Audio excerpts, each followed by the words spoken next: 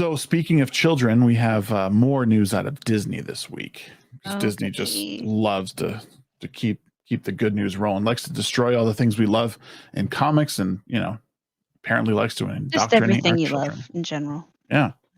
So let's bring this up here. I want everyone to see how insane this is. They ruin your childhood. They ruin your children. Oh, they like laugh about it. They think it's just well, they're making money while they're doing it, so they don't really care. Right. Oh, I think this is I saw this as a Bounding in the Comics article too, and I was sitting there thinking to myself, I should throw this in the show notes, but I'm glad you said something about it. Yeah. So Christopher Rufo, I'm glad he got his check mark back. I believe he lost it for a while. He obtained a video from inside Disney's all hands meeting about the Florida parental rights bill, because it's not the Don't Say Gay bill, it's the parental rights and education bill, in which executive producer Latoya Ravino says her team has implemented a not all secret gay agenda and is regularly adding queerness to children's programming. Let me just say right off that I don't have an issue with LGBT characters, but how this person is going about it, and I know there's another video linked to all this. I don't agree, like the forcing of it. Like at every chance we get, we're putting these characters in there. It's like, okay, like again, why can't there just be like natural stories about people? Why does it have to be 50% of everything? Mm-hmm. Right?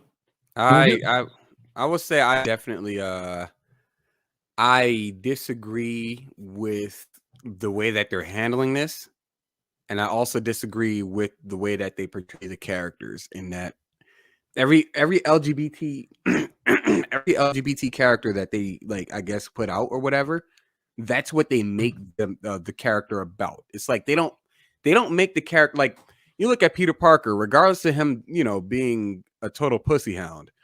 Like you look at Peter Parker, and the first thing you think is not, oh, he's out here, he's there slaying, like getting ass left and fucking right. No, the first thing you think is great power, great responsibility, right? Super strength, wall crawling, web slinging, doing superhero stuff. They don't do that with the LGBT characters. They just simply put them out there. Oh, I'm this character. He, they. These are my pronouns, and I sleep with guys. Like nobody. That's not good storytelling. That's you describing a character as if you're Stephen King trying to be Tolkien. Like right. You're doing a terrible job at creating characters. There are children currently, like there are children out there right now who can create better stories than everybody in the Imaginarium right now. Mm-hmm. And it's sad. It's actually pretty sad. These people are just wearing that on their sleeves. They're just like, oh, well, we pretty much got the keys to the castle now. Guess what we gonna do? Roll out the rainbow flag. Roll out the whatever the other flags they got. The East, like the flag with the weird triangle is black, brown, and white, and all that. Like they just start rolling all this stuff out. Like, oh yeah, now it's time. This has always been here. No. Nobody ever said that you couldn't, represent yourself.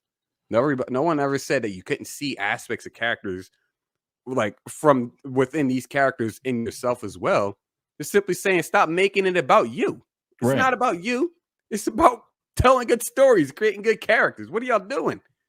Well, and what is the? I would like to know, like, what's the end game to that? What is the point of injecting, all these, very specific characters and queerness into these movies?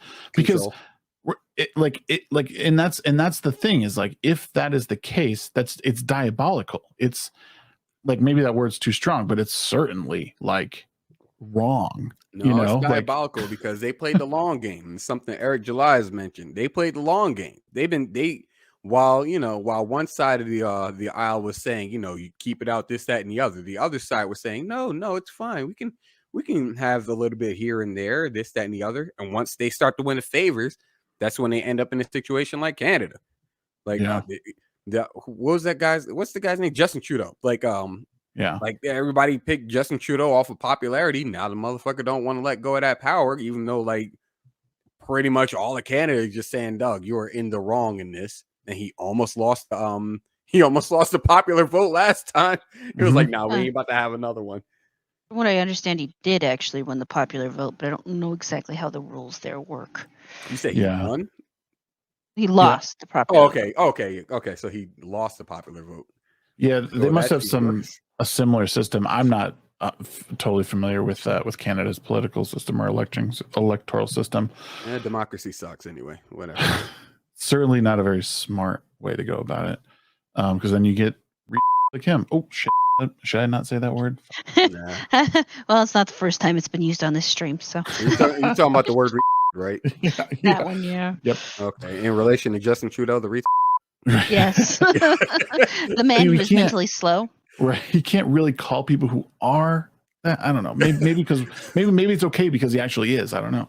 Oh right, the Trudeau, the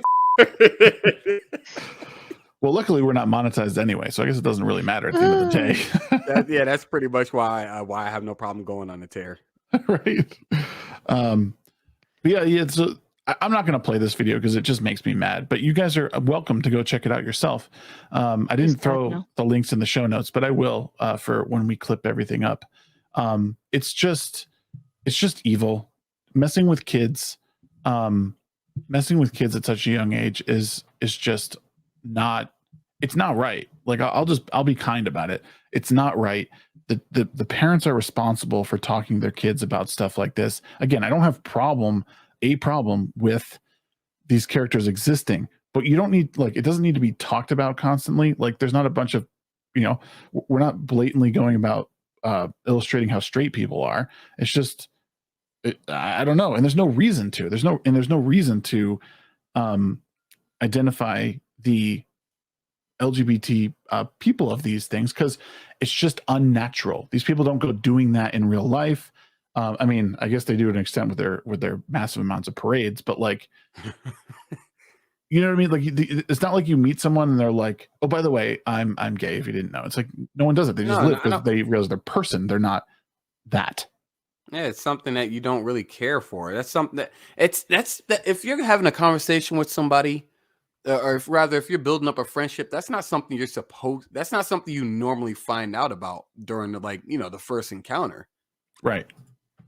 Well, because it's not important, right? Like it's not what defines them. It's like most normal people, it's just like they're going to just treat each other like normal human beings, and then somewhere along the way, like they'll just discover, or maybe they might share that information. But it's not something you offer up immediately, because it doesn't matter, because normal people like ourselves, we judge on merit, we judge on actions, not like I don't want someone to judge me because I'm straight, or like I want them to judge me. For the love of God, don't judge me for who I sleep with. It's an anime black man. I don't need that judgment. I have enough problems. And certainly don't judge the damaged hero or the booted hero for sleeping with the squid.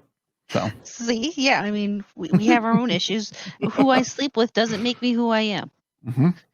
And who I am is who I am. We love you. Popeye the Sailor, man. I got to change my name.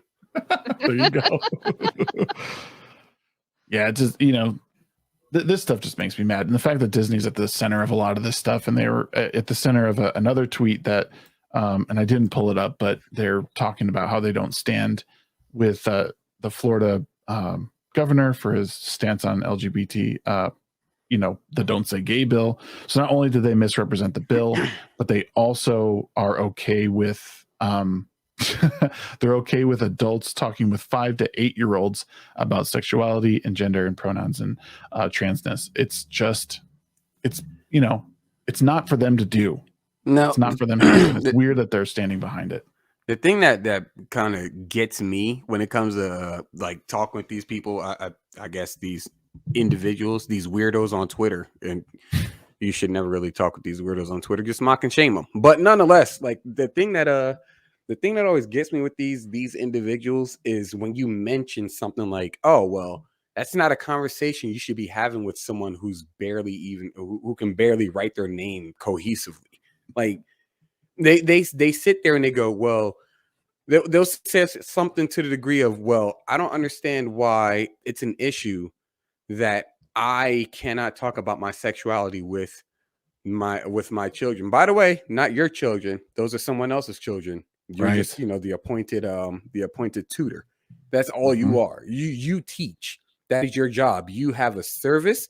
You provide said service. You don't inject any of your own personal life into a child's life who will not care for you when they've graduated, like, at all. I mean, they might, swing by every now and then and say, hey, what's going on? Sure, fine and dandy. But ultimately, that should not be something that you should be teaching to kids who, again, are just now learning about how to even like function in like regular society. They Right. barely know their ABCs. They barely know how to count to 22. And you're sitting here talking about, oh, well, if I put my thing in this other guy, like, stop. Like, if it wasn't for violating the NAP, you would be laid out on the curb. Like, Yep. these are people that I want to pull an Ezra Miller on these people. Like, it pisses me off how much like all they do is they sit there and they just shield themselves from any kind of criticism while dishing out criticism. Like, it makes no sense. Yep.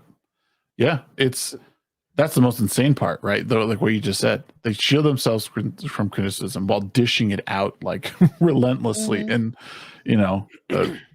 and I don't. Did I interrupt you? I didn't mean to.